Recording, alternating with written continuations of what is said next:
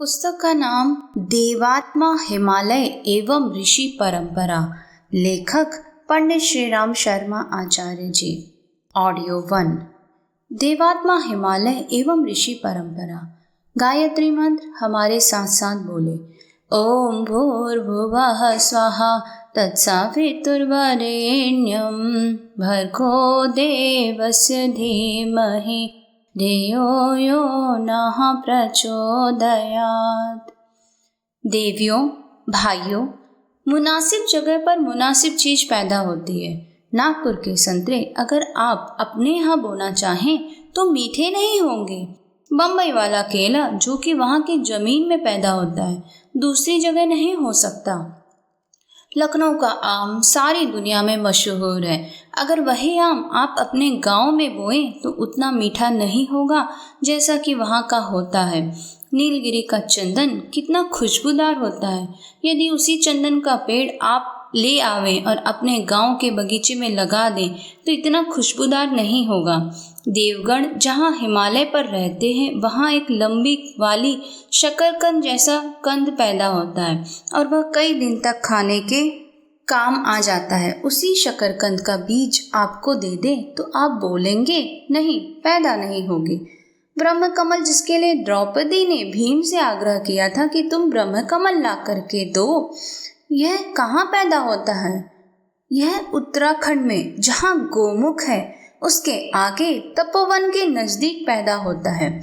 यह ब्रह्म कमल का फूल जमीन पर खिलता है, पानी में नहीं। यह अपनी जगह पर होता है। आप कहीं से बीज ले आए ब्रह्म कमल के, अपने घर में बोना चाहें तो हो सकता है ना? वहाँ नहीं हो सकता। जगह की अपनी महत्ता होती है। हिमालय की अपनी महत्ता है। सारे ऋषियों ने वही निवास किया था। स्वर्ग भी पहले वही था, ऋषियों की भूमि भी वही है। बड़ी सामर्थ्यवान, बड़ी संस्कारवान भूमि है। हमको भी तप करने के लिए वहाँ भेज दिया गया था और अब हम यहाँ सप्त ऋषियों की भूमि शांति कुंज में है। देवात्मा हिमालय का अपना महत्व है। गंगा का अपना महत्व है। गंगा अपने में आध्यात्मिक शक्तियों को समेटे हुए है। यह न केवल उसके पीने के पानी में है बल्कि वह जहाँ होकर बहती है वहाँ का वातावरण भी कुछ विशेष होता है। सप्त ऋषियों की भूमि जहाँ सातों ऋषियों ने तपश्चर्या की थी और जो अभी भी ऊपर आसमान में दिखाई पड़ते हैं, उनकी जो भूमि है सप्त ऋषि भूमि, वह भी यही है जहाँ आपका यह शांति कुंज बना हुआ है। और भी गंगा के किनारे बहुत से ऐसे स्थान हैं जहाँ सिंह और गाय कभी एक घाट पर पानी पीने लगते थे। ऐसे प्राणवान स्थान भी होते हैं और सिद्ध पुरुष भी होते हैं।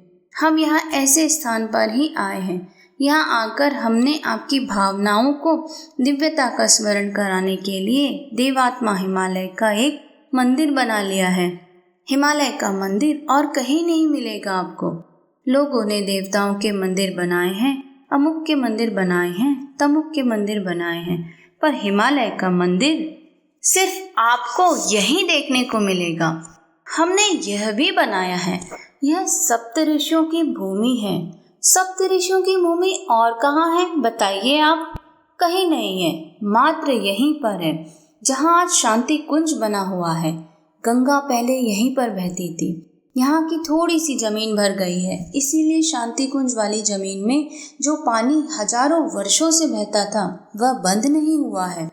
वह धारा अभी भी बह रही है। उसके लिए सामने रास्ते बना दिए गए हैं। हिमालय मंदिर क्या है? ये प्रतीक क्यों बना दिए हैं? प्रतीकों का अपना अलग महत्व है। एकलव्य ने द्रोणाचार्य का प्रतीक बना लिया था। रामचंद्र जी ने शंकर जी का प्रतीक बनाया था। जब वे वनवास गए थे और सीता हरण के कारण दुखी मन से वन वन भटक रहे थे, उस समय उन्हें जब प्रतीक की आवश्यकता हुई तो उन्होंने शंकर जी के मंदिर की स्थापना की थी रामेश्वर में। ये सब प्रतीक है। जैसे तिरंगा झंडा अपना राष्ट्रीय प्रतीक है, कम्युनिस्टों का भी झंडा होता है। लोग कहते हैं कि वे प्रतीकों को नहीं मानते। कैसे नहीं मानते? लाओ हम उनके झंडे को उखाड़ फेंकें, फिर देखो क्या होगा। मुसलमान भी प्रतीकों को नहीं मानते हैं क्या? मक्का मदीना में प्रतीक ही तो रखा हुआ है जिसका वे चुंबन लेते हैं। समस्त देवात्मा हिमालय का मंदिर कहीं था नहीं। भारतवर्ष का यह एक बड़ा अभाव था, वह हमने दूर किया है, ताकि साधना की दृष्टि से कोई आदमी आना चाहे तो इस स्थान पर आकर वह महत्वपूर्ण लाभ उठा सके। इसलिए यह बनाया गया है। मुनासिब जगह पर मुनासिब काम होते हैं। हिमालय में बहुत सारे ऋषि रहते हैं और जो भी ऋषि आए हैं वे सब हिमालय से आए हैं। उन्हीं ऋषियों का स्मरण दिलाने के लिए हमने यह कोशिश की है कि जो उन्होंने काम किए थे उनको समेट करके पूरा ना सही थोड़ा थोड़ा काम करें तो अच्छा होगा। हमने वही किया है। व्यास जी ने 18 पुराण लिखे थे, दर्शन भी लिखे थे। पुराणों और दर्शनों को हम लिख तो नहीं सके, पर हमने उनका अनुवाद किया है, वेदों का अनुवाद किया है। व्यास जी ने जो काम किए थे उस रास्ते पर हम भी चले हैं। और यहाँ जब आप शांति कुंज में आएंगे तो देखेंगे कि उसकी निशानी यहाँ भी विद्यमान है। महर्षि पतंजलि ने गुप्त काशी में रहकर योगाभ्यास किया था। आप जब आएंगे तो देखेंगे कि यहाँ जो कल्प साधना शिविर कराए जाते हैं, अन्य दूसरे शिविर कराए जाते हैं और यहाँ योगाभ्यासों का, प्राणायामों का विधि विधान सिखाया जाता है, वह हमने भी किया है और आपको भी सिखाते हैं। पुराने जमाने के ऋषियों में याज्ञवल्क्य का महत्वपूर्ण स्थान है। उन्होंने यज्ञ के संबंध में शोध की थी। यज्ञ से किस तरीके से मनुष्य के शारीरिक और मानसिक रोगों का निराकरण होना संभव है और यज्ञ से किस प्रकार पृथ्वी के वातावरण को ठीक किया जाना संभव है। ऐसी बहुत सी बातों की महत्ता थी तब, लेकिन लोग उस महत्वपूर्ण यज्ञ को भूल गए थे। ऐसे ही हवन कर लेते थे सुगंध फैलाने के लिए। हमने आपको फिर से जीवित किया है शोध करके, जैसे कि याज्ञवल्क्य ऋषि ने किया था। लगभग उसी तरीके से यहाँ शांति कुंज में भी हमने कोशिश की है कि वह परंपरा चलती रहे। विश्वामित्र ऋषि थे, वे गायत्री के मंत्र दृष्टा हैं। गायत्री मंत्र जो हम बोलते हैं उसका विनियोग है, सविता देवता है और विश्वामित्र ऋषि गायत्री छंद विनियोग है। विश्वामित्र उसके पारंगत थे। विश्वामित्र का भी यहाँ स्थान बना हुआ है। गायत्री का मंदिर भी बना हुआ है शांति कुंज में। हमने भी गायत्री के पुरस्चरण किए हैं। विश्वामित्र को भी हम गुरु मानते हैं। जो हमारे हिमालय वाले गुरु हैं वे अगर विश्वामित्र हों तो आप अचंभा मत मानना। भागीरथ का नाम आपने सुना होगा। उन्होंने हिमालय पर तप किया था और तप करके गंगा को लाए थे। गंगा जब धरती पर आने लगी तो उनके प्रचंड वेग को देखकर भागीरथ ने सोचा कि यह तो हमारे बूते का नहीं है। गंगा जी ने भी कहा कि जब मैं नीचे जमीन पर गिरूंगी तो सुराख हो जाएगा, सो तुम मुझे स्वर्ग से बुलाकर कैसे धारण करोगे। तब भागीरथ ने शंकर जी से मदद मांगी। शंकर जी ने अपनी जटाएं फैला दी। इस तरह स्वर्ग से जब गंगा आई थी तो पहले शंकर जी की जटाओं में आई, पीछे जमीन पर गिरी। भागीरथ आगे आगे चले, इसलिए गंगा भागीरथी कहलाई। यह आपको मालूम है ना। भागीरथ तो अब नहीं है, मगर उनके तप का स्थान अभी भी है। गंगोत्री के पास गौरी कुंड है। उसके पास एक शिला है जिसका नाम भागीरथ शिला है, जहाँ भागीरथ ने बैठकर तप किया था। उस स्थान पर बैठकर हमने भी ठीक उसी तरीके से 1 साल का अनुष्ठान किया था। हम भी ज्ञान गंगा को लाए हैं। यह ऋषियों की परंपरा है। हमने कोशिश की है कि ऋषिगण जिस रास्ते पर चले हैं हम भी उस रास्ते पर चलें। ऋषियों की वजह से हिमालय धन्य हुआ, नहीं तो हिमालय में क्या बात है। इससे ऊंचे ऊंचे और भी पहाड़ हैं। सारी दुनिया में पहाड़ों की कोई कमी है क्या। उत्तराखंड इसी वजह से प्रख्यात हुआ है कि इसमें 4 धाम भी बने हैं। 5 प्रयाग भी इसमें हैं, 5 गुप्त काशियाँ भी हैं, 5 सरोवर भी हैं। समूचे भारतवर्ष के जो कुछ भी महत्वपूर्ण स्थान हैं, जो कुछ भी तीर्थ हैं, सब इकट्ठे होकर इसी एक जगह पर एकत्रित हो गए हैं। हमारा भी प्रयत्न इसी तरीके से रहा है। परशुराम जी का नाम आपने सुना होगा।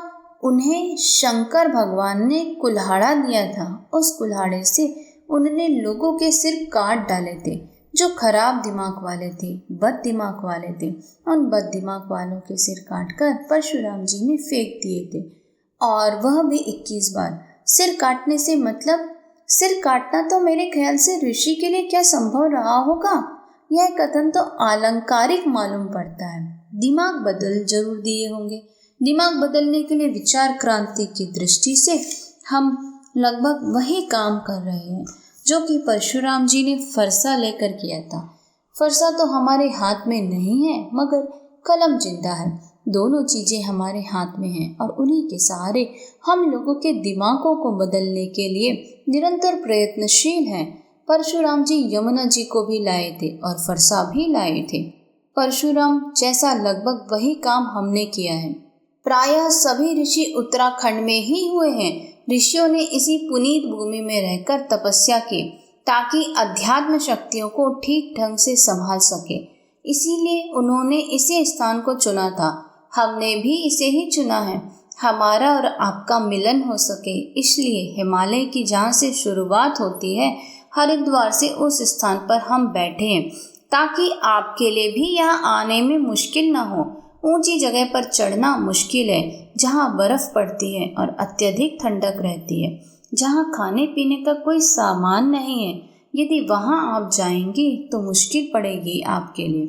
इसीलिए हमने हरिद्वार में रहना मुनासिब समझा। यहीं से हिमालय शुरू होता है।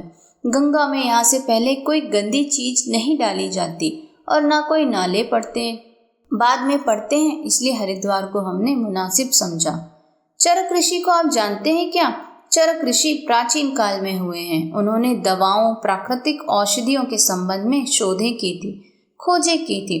उनका स्थान केदारनाथ के पास था, जहाँ सिखों का गुरुद्वारा है। केदारनाथ के पास फूलों की घाटी है जो उन्हें बहुत प्रिय थी। अब तो वहाँ तोड़फोड़ के कारण सब जड़ी बूटियाँ नष्ट हो गई हैं। वहाँ तो अब फूलों की घाटी भी नहीं है। लेकिन अगर कभी आपको फूलों की घाटी देखने का मन हो तो आप गोमुख से आगे ऊपर तपोवन जाना, नंदनवन जाना। तपोवन और नंदनवन ऐसे स्थान हैं जहाँ विचित्र दुर्लभ फूलों की छटा देखते ही बनती है। इनमें ब्रह्म कमल भी शामिल है, वह आपको वहीं मिलेगा। चरक के रास्ते पर हम भी चले हैं, वनौषधियों के प्राचीन श्लोकों को ठीक तरीके से खोजबीन करने के लिए और उनके सही और गलत होने की बाबत जानकारी प्राप्त करने के लिए यहाँ ब्रह्मवर्चस्व शोध संस्थान की स्थापना की है। जो कुछ भी संभव है, पुराना और नया अर्थात पुराने ढंग से कैसे शोध की जाती थी और नए ढंग से कैसे की जाती, यह हमने यहाँ बनाने की कोशिश की है।